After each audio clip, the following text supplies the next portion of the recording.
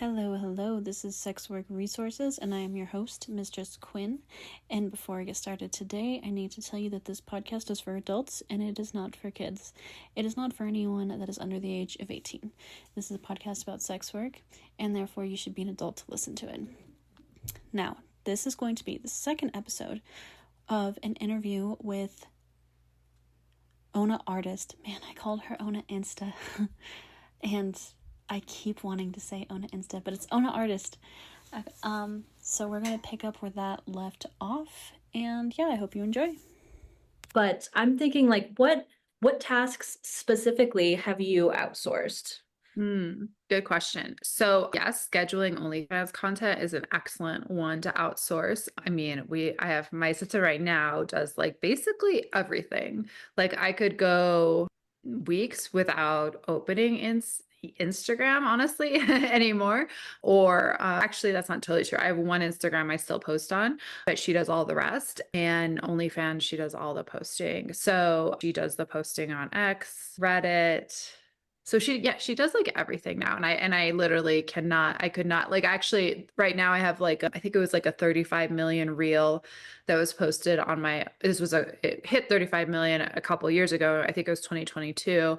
She had posted that like literally while I was in the recovery room from having my first baby. And like, it just like was amazing to make more, it really helped. Right. So I like made more money that month that I was like recovering from having a baby than I had in the prior month, which was pretty cool. So it can go on autopilot, which I love. And it allows me to focus on other things like, again, coaching and art. I still do you art. have your assistant like chat with your fans as well, or is it only posting? So I used to, but I don't anymore.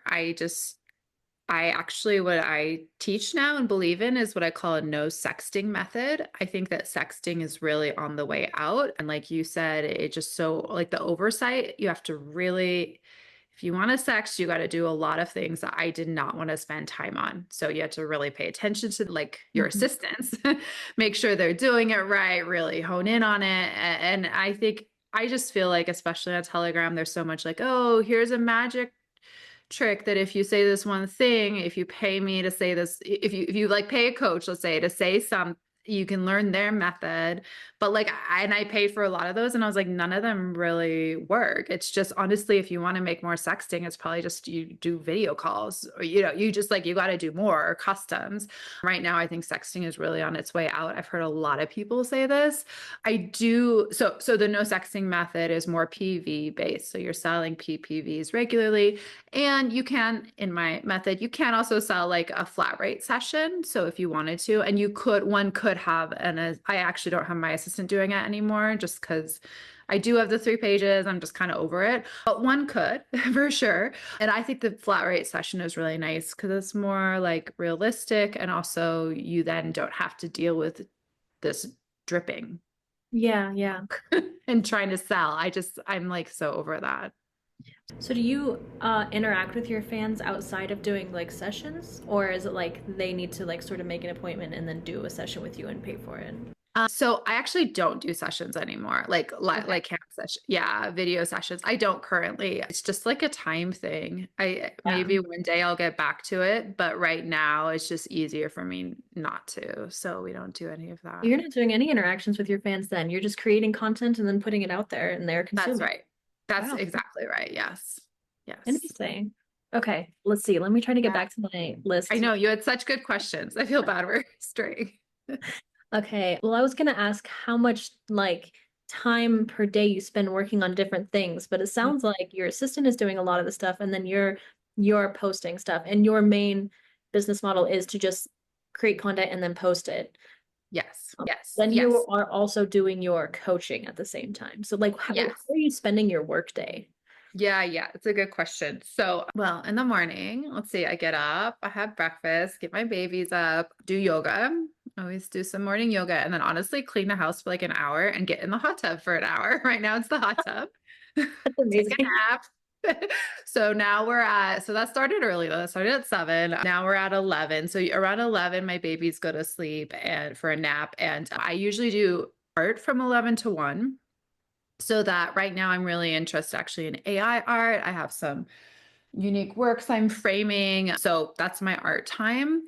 Then I'll have lunch. Where are we? We're probably around 1 or 2. I have a sitter come in. And then basically from 2 to 5 is my work time. And I'll usually spend about an hour of it on the coaching, just like kind of trying to spread the word. Yeah, spreading the word, working on the website, having class too. So I actually have like coaching classes. So I'll do that too.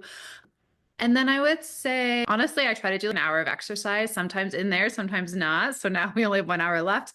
I would say then that last hour, I usually just spend kind of like scrolling through Telegram, looking through my profiles, doing like some optimization, essentially being like, what are people talking about now? Like, what's the hot thing? Am I up to date? Is everything and like in a way, looking over what my assistant is posting too. Oh yeah, that's it.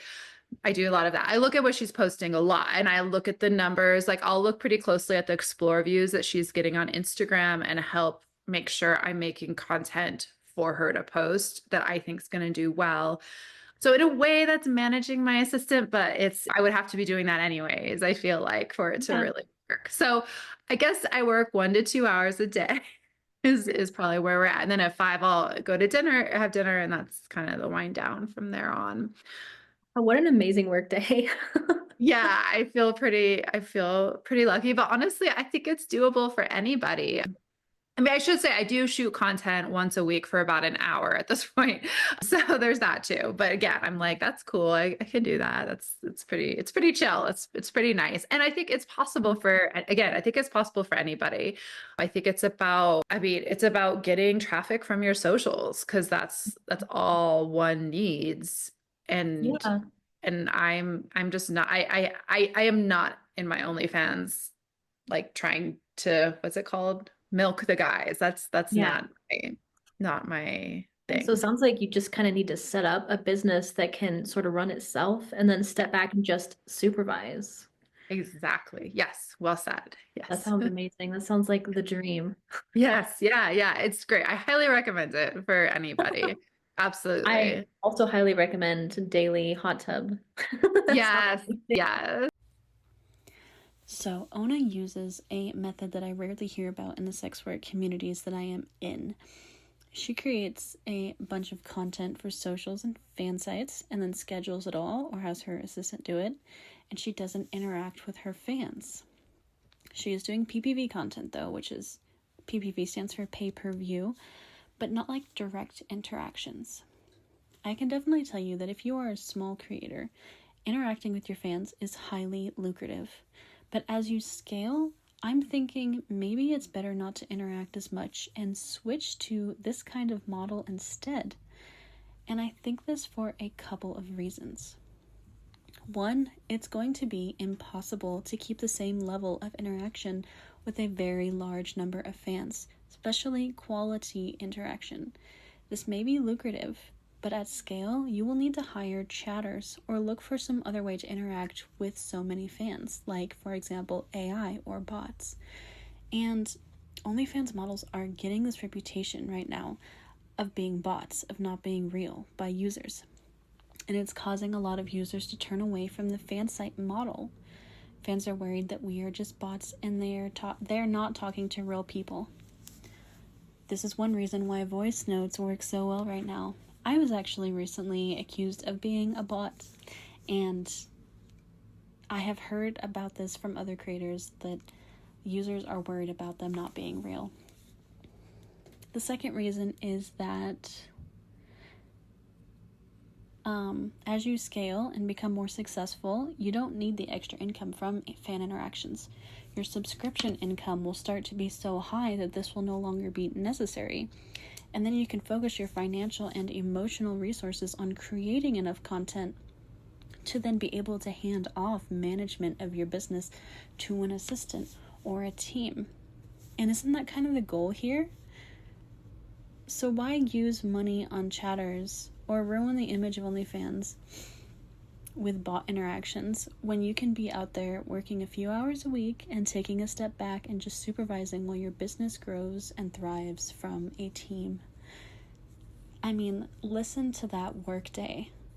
Can you imagine only working a couple days a week? I mean, a couple hours a day, That sounds like a great direction.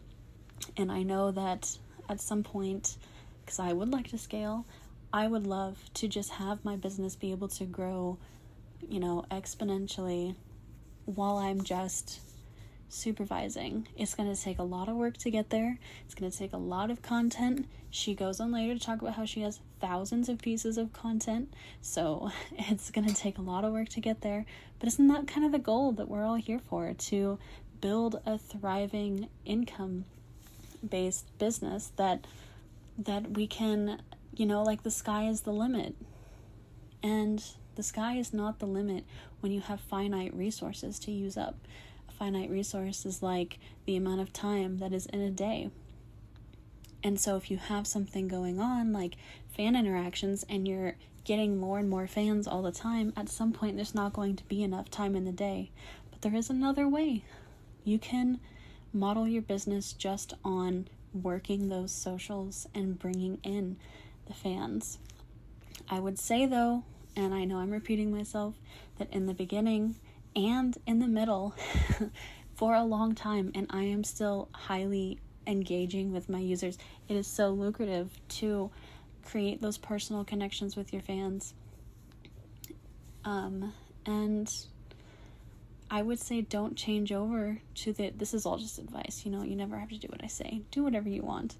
But I would say don't change over to just the subscription-based income model until you're at a point where you financially can, where you don't need that income from the fan interactions as much.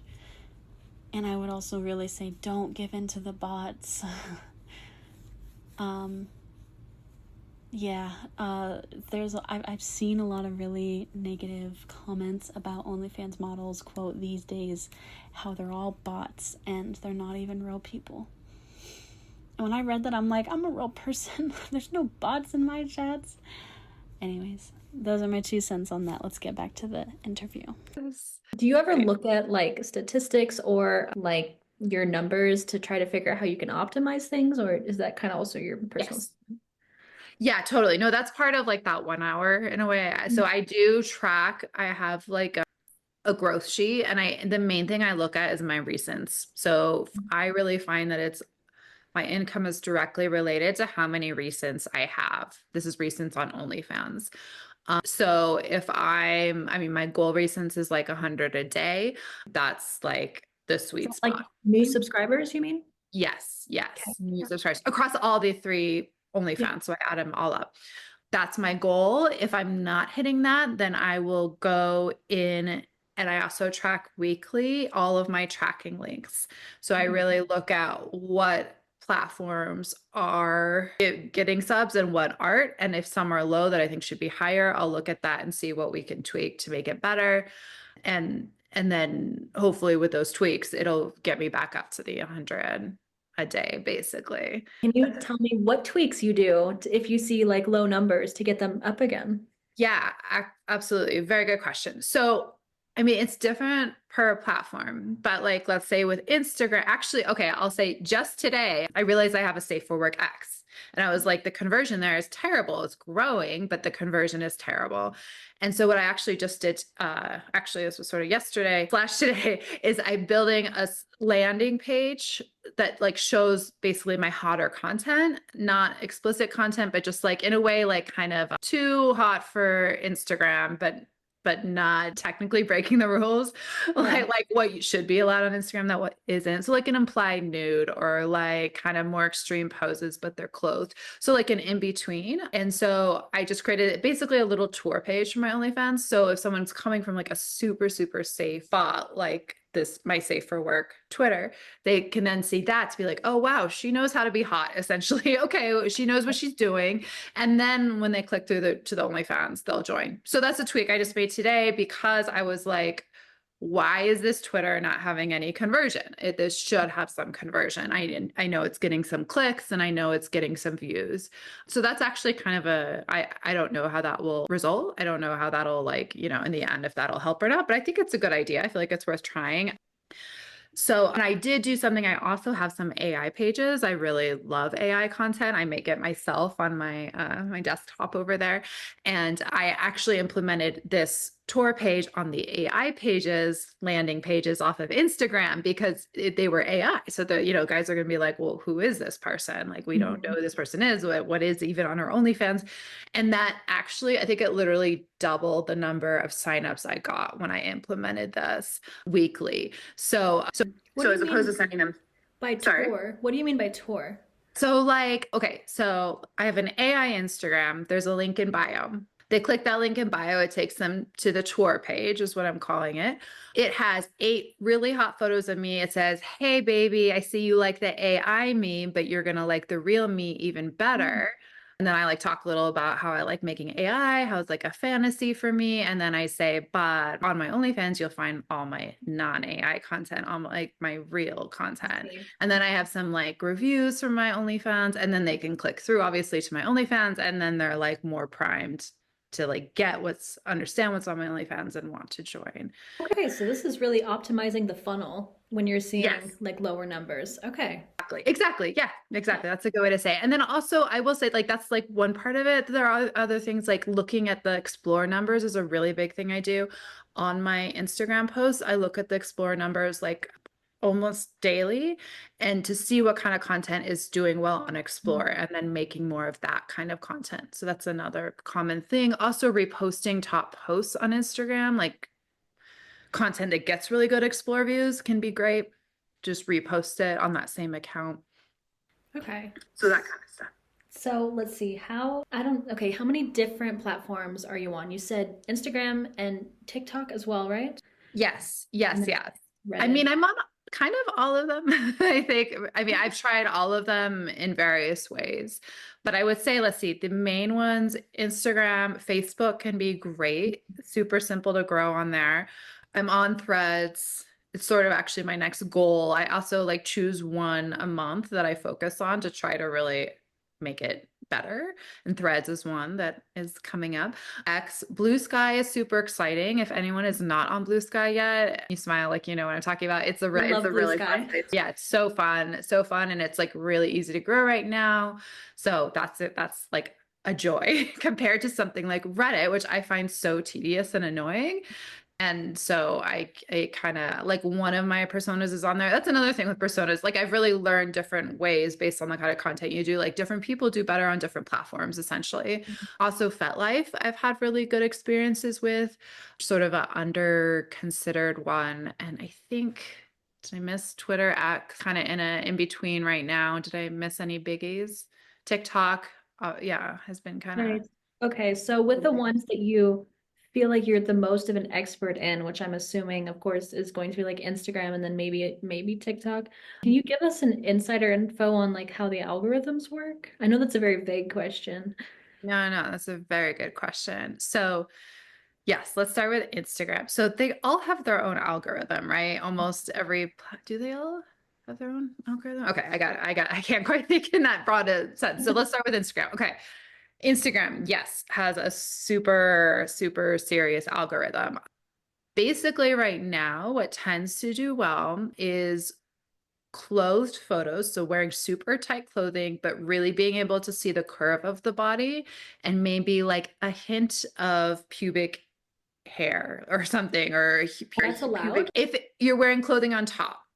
Oh, okay. If you're wearing clothing on top. Now, I have to say, this pubic hair, actually, some people you'll see are showing a bit of pubic hair, for real, on the side of panties. And that seems to be being allowed. That's a totally new thing as of the last couple months, essentially. So that is a new thing. But I'm talking even safer, what's super safe. Some people are doing great at that, but that's not something that someone who doesn't have an established account with that's in good standing and a good history wants to start doing. Basically, if you wanted to do pubic hair, you would just want to have your account in really good standing for a while, posting super safe photos, and then try one, see how it does, see if you get flagged or not. What I'm talking about is just tight dress. You just see a shadow. I have this white dress that does insanely well on the explore page, and I've worn it many times in different situations just because of how it kind of there's just a little bit of shadow, but the algorithm does not pick up the fact that there's a shadow, essentially. Does that make sense? Shadow is is it kind of a see-through, slightly see-through dress? Yes. Yeah. Super slightly see-through. super Okay, so then the subtly. shadow is the pubic hair. Gotcha. Yeah, the pubic hair or the nipples, Right. basically. Okay. Little and like and sort of the shape of the boob too. You get a little like shadow there too. So it just the algorithm does not recognize it, but that it's interesting. This particular dress looks so good at thumbnail. Like at thumbnail size, you can really see the shadows, I'll call it more. And then once you zoom it up bigger, you don't quite see it as much, but that's okay because most people are seeing it as a thumbnail on the Explore page. So it tends to get click throughs, tends to do well. So I have identified this dress in particular is a really good dress. I've shot it a bunch of times. I mean, I've gotten millions and millions of Explore views on it. I try in different ways. I really recently have been encouraging this, like if you find an outfit or a setup or a pose that does well, that you really pay attention to your stats, you pay attention to your Explore views, and then you reshoot it or repost it if you have more photos like that. Using the app Lens Buddy is really great because it can take a bunch of photos at once. It can be a really effective way. So hitting the algorithm is basically, I would say, about being safe while implying that there's more, or while implying that you also know what dirty is, let's say. So some of those like cute TikTok, well, I mean, I'm thinking of Jelly Bean Brains right now. I just saw one of hers where she's like, the different positions, but Oh, it's okay. like safe, but it's still showing that she like knows what's sexy and that she knows that something's up essentially. So that's the same thing with the dress. So it's safe, but there's still like this hint of sexuality Yeah. there that gets by the sensors. And then that's more likely to hit the algorithm. That is kind of hard, like, because I feel like everyone kind of knows I need to be sexy but safe, but it's such a hard thing to try to figure out when if you don't know it immediately, like if you're not like using these sites as like a user and seeing it over and over again, it can be difficult to figure out how do I do exactly that. Yeah, good question. So you can look at your Explore page to see what's being suggested to you. You can also, you want to be, although, sorry, always these caveats, you want to be careful there because sometimes you'll see photos that come up from like 2022 or something, and that's different. So you want to make sure it's a current page and that the person's growing. So look at your Explore page, look at what other models are doing. Right now we have like a socials wins topic in one of my groups that like everyone will share what's doing well for them. So that's a nice way to know which kinds of content are doing really well. But yeah, typically it'll show up in your Explore or through networking and talking with other models, like the kinds that are doing well. And then you want to, when you do it in your own way based on your own story, essentially. And then you kind of take it from there and develop. It's sort of a symbiotic dance with Instagram in a way. So TikTok. Yes. TikTok is difficult. Can you try to tell us how to work that algorithm? Yes. So the main thing with TikTok is that you want to be doing an action.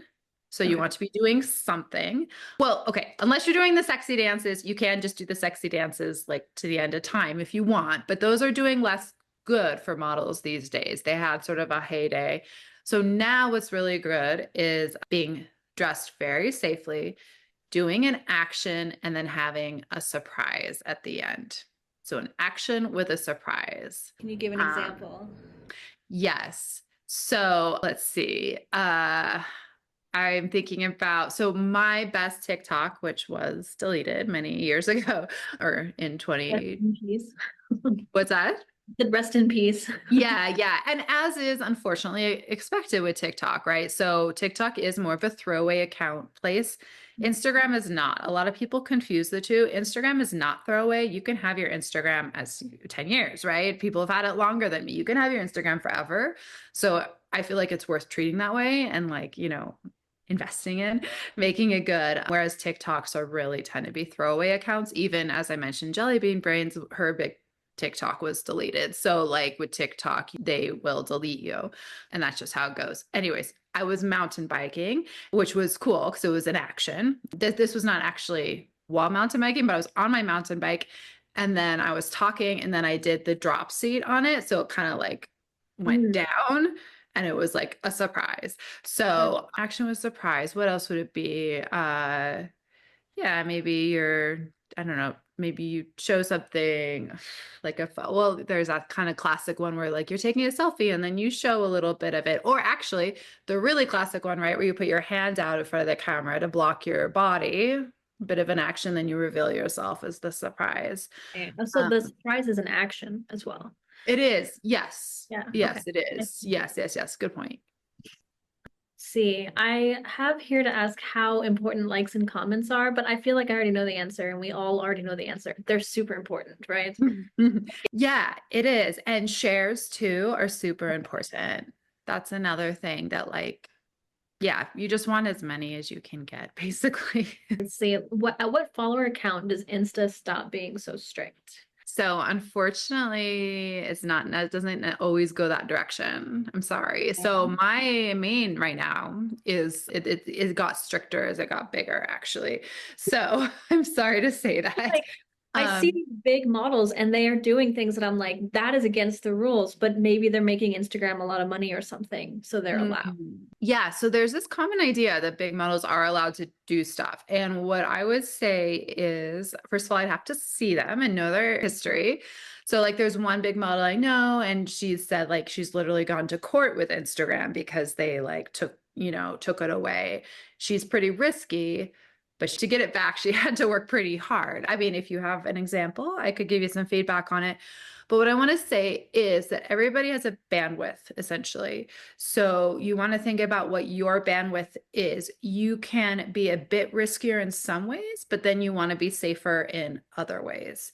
So, example from me, I did back in 2020 a lot of what I call panties in public, where I'd flash my panty in public. And it was like a bit risky, especially when I did it from behind.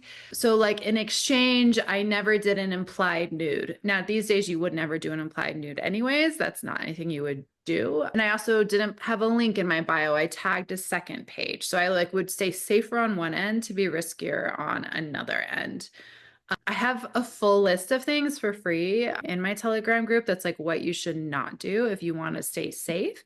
And so basically what you would do is like just don't do all of those things. So stay as safe as possible and then be like, okay, maybe, my account's not being flagged. I'm, everything is in good standing. Let me try doing one of them and see how it works.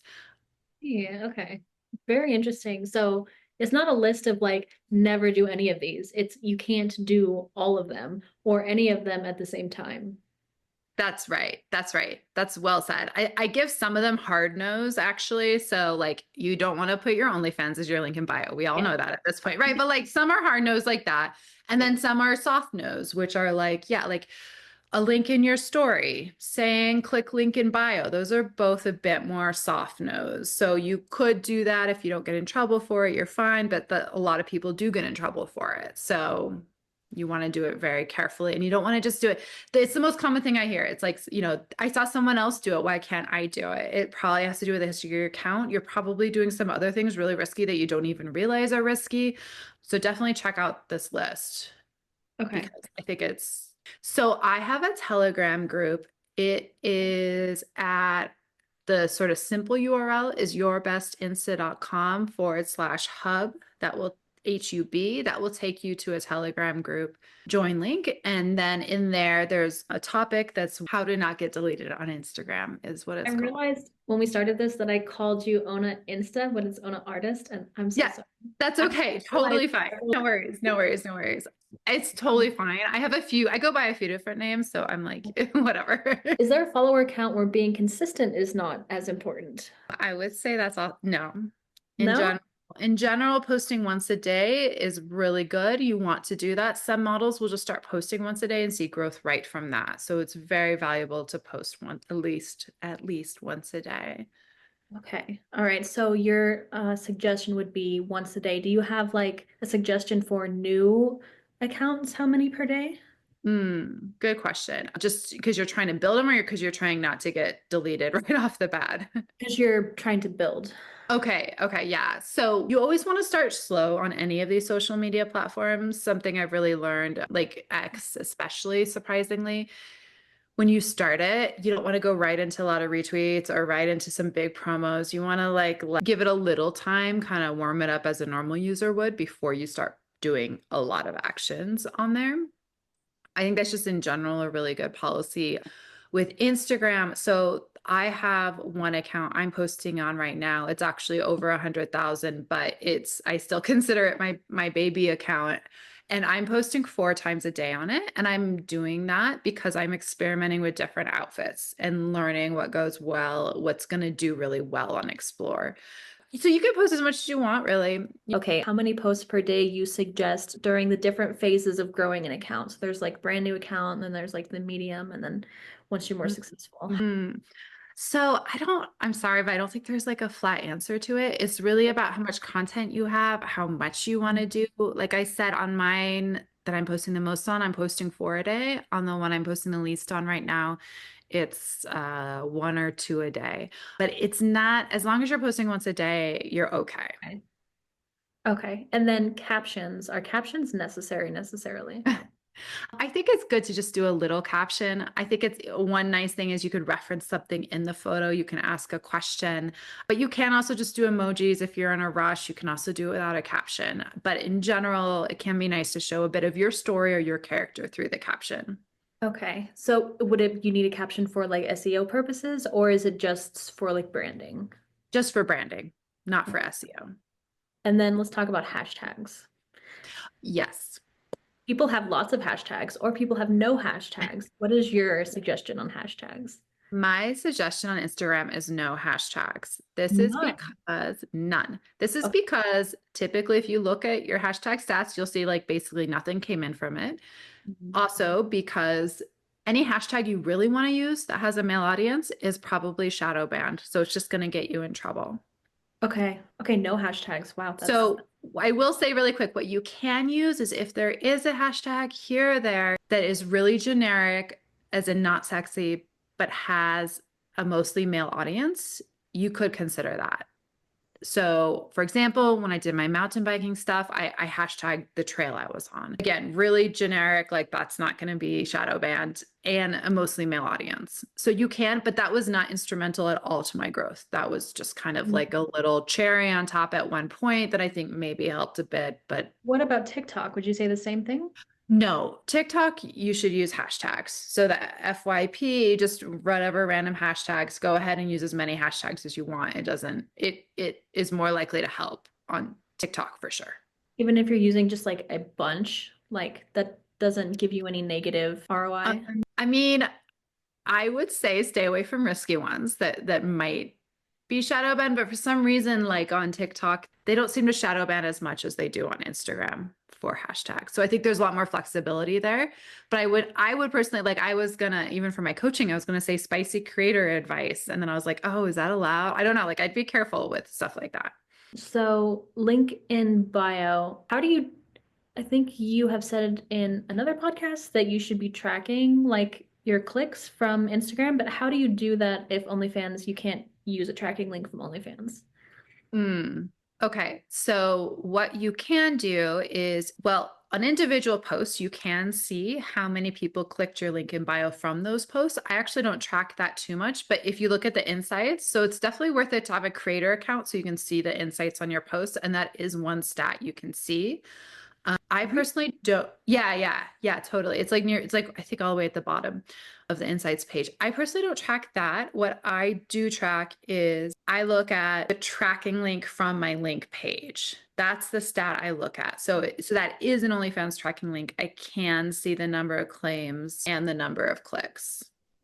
What link in bio website do you use? Good question. So for quite a while, I used beacons. I use different ones. In general, Linktree is not really recommended because people have problems with that on and off. Right now, a really kind of a fad is to use all my links because that actually opens the page in your Safari browser, as in not in the Instagram browser. So that's a pretty new development that people are using that. Also, you can buy a URL. So I have Ona all my links that opens it in the Safari, which just feels safer. It feels like Instagram can't really track through there. So that is recommended. But you can also just do allmylinks.com and sign up there. That's free and it's sex work friendly. So I will say all my links is now banned on Reddit. You can't, they will just not even let you add it. And I Why? just found this out like within the last week. I don't know, but like if you try to add it to your profile or if you try to add it in a post or anything, it doesn't let the post even go up. And in your link in bio, it just says like something happened, there was an error. It won't even let you do it. Oh my God. Okay. Well, from Reddit, fortunately, though, you can just use it, an OnlyFans tracking link. And I think anywhere you can just use an OnlyFans link, use it. I always believe from any of your socials, you want to send them right to your OnlyFans. You don't need to send them to your other socials. So, and also I'll say, I know some people are on different platforms, but in general, if you can hone in to just like one OnlyFans, that is going to have the best conversion. Okay, let's see. And you need to have like so your link in bio needs to link to a page that then has another link to link to a page to send people to your OnlyFans, right? Because if you say OnlyFans in your link in bio page, then Instagram will flag that, right? So, okay. So you can put your link in bio right on your Instagram page. Sorry, the link in bio. So let's just say it's beacons.ai/Ona Artist. That can be in your link in bio. You click that, it takes you to Beacons. On Beacons, it can say OnlyFans. Really? Yes, you click that and then you end up on the OnlyFans. You don't actually need that second one. People were saying that because of TikTok, actually. I never heard people really saying that because of Instagram. I've seen. Like I got flagged on Instagram for having a link in bio that was not okay because it had OnlyFans in it. But maybe I'm thinking of TikTok instead. But yeah, I so now I have two. Now I have like one where It's the it double. it Yeah. immediately says 18 only links here, and then you click there and go to OnlyFans. Yeah. And you can do that. You can do that. But as far as we know, there is no risk to just having you have your Instagram. It takes you to a link page. That link page has the word OnlyFans on it. That's fine. Or you could say exclusive content or whatever, and then people click on it and then they're at your OnlyFans. That's seemed to be okay for like, again, 10 years. And I've looked at all the big models. And that's another thing. Look at what the big models are doing. If they're having their OnlyFans in their link in bio, then it's probably okay. But, look at a bunch. Don't just assume if one person. Okay, that's where I'm going to stop it here for this one, but I just want to say a few things before we end out the episode. There is going to be the finishing, the remainder of the interview in the next episode. But so she quickly says, instead of having when you're trying to stay safe on Instagram, instead of having a link in bio, she links to another page. What she means by that is that she links to another Instagram page that then has a link in bio from that Instagram page, instead of the one where she's trying to be very safe. So that is a great way to stay safe. Let's point out that TikTok should have a surprise action at the end. I thought that was some very good insight. Saying link in bio is risky. I didn't know this. So yeah, I'm assuming that this is anywhere on Instagram, whether it's stories and lives. Just pushing the link in bio is apparently risky, and I'm thinking that a lot of people already know. I am sure, well, I know because I've had some people, since I've been posting to Instagram more consistently, I have had some people in my inbox ask about my OnlyFans, and then I will say, can you just check the link in bio? And that was a DM, so I felt like it was more safe to say it in there. So, I guess there are going to be some people that might not know, but saying link in bio or pushing towards link in bio is risky. She says you want to start slow on these platforms. This is especially true for Reddit. You don't want to just use the full full utilization of the website immediately. You want to start using it as a regular user for a little bit, then start doing a few new actions on there, and then slowly increase it incrementally. Definitely with Reddit also, because Reddit has karma you need to get. So I'm 3 weeks now into posting consistently on Reddit, around 2 to 3 posts a day. I say that because I'm learning what posts are allowed on different subreddits, so they're getting like flagged, and then I'm needing to delete them, so it's ending up being 2 instead of 3 posts some days. But yeah, apparently it's similar for Instagram. Luckily I had my account for a while and I would post stuff sometimes and then not at all for a while, and then now I'm posting one post a day consistently, and then at some point I will probably, when I have extra time, which who knows when that will be, but at some point I will be testing out outfits, kind of like she's doing. Right now I'm just, in the morning when I wake up, I go through my photo library and I upload something to Instagram just to get consistency going. But then after the next 2 content calendars I'm making and shooting, after that is sort of in the scheduling system, and I actually make a content calendar for Instagram. I will be having like 4 different outfits that I shoot daily and then post daily, so that I can see which outfits are consistently getting higher numbers, so that I can kind of hone in. I will start going that route. So that helps with the going slowly, starting off 1 a day for a little while and then upping to more a day. Okay, let's point out no hashtags. I am so happy to hear that there are no hashtags necessary for Instagram, because that takes so much work off my plate. There are hashtags that are helpful on TikTok, but I will point out that she was saying that she was realizing that on TikTok, even saying like spicy creator advice might be risky. So still not risky hashtags, but hashtags for sure. Don't have your link page filled with links. This is because you want there to be as few clicks as possible to get from whatever social media your fans are coming from to your end point. So they're starting a place and they're ending a place. They're starting on maybe Instagram and they're ending maybe on your paid OnlyFans page. You want there to be as few clicks from point A to B as possible, and you want as few options. You want it to be a direct line. You don't want someone to click your link in bio and then there is all of your social media listed there, and they suddenly have a lot of options to think about. Maybe they want to go over to your Reddit, maybe they want to go over to your TikTok, and then they never actually end up on your OnlyFans. If you just have one thing for them to click on, only one link, and that is the end place that you want them to end up, it's just more likely that they will actually get all the way there. So that's why you don't want to do that. I have sent someone in DMs from my Instagram to my Reddit because they were just not into OnlyFans, and I was like, you know what, you would like my Reddit, and then I sent them there privately. I didn't put it in my links list. So yeah, that is important for the funnel. I will say on my links page I have my OnlyFans link with only one OnlyFans, not the free one, the paid one, because do you remember she said that the paid page converts better.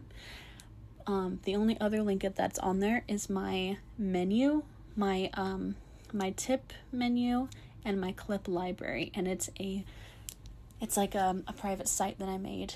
So you can either go to OnlyFans and go that route, or you can go the private sales route, where you choose from my list, let me know which clip you want or what service you want, and then you tip me for it privately outside of a platform, and then we go from there. So those are I do have 2 options there. And maybe it would be better if I only had one. I'll have to think about that. Right, so I was wrong about needing 2 pages for Instagram. I got my TikTok account deleted because I only had 1 link page on TikTok. It was not Instagram, it was TikTok. So I just wanted to point that out. Okay, so that's the end of this episode. The next episode will have the finishing remainder of this interview. See you over there.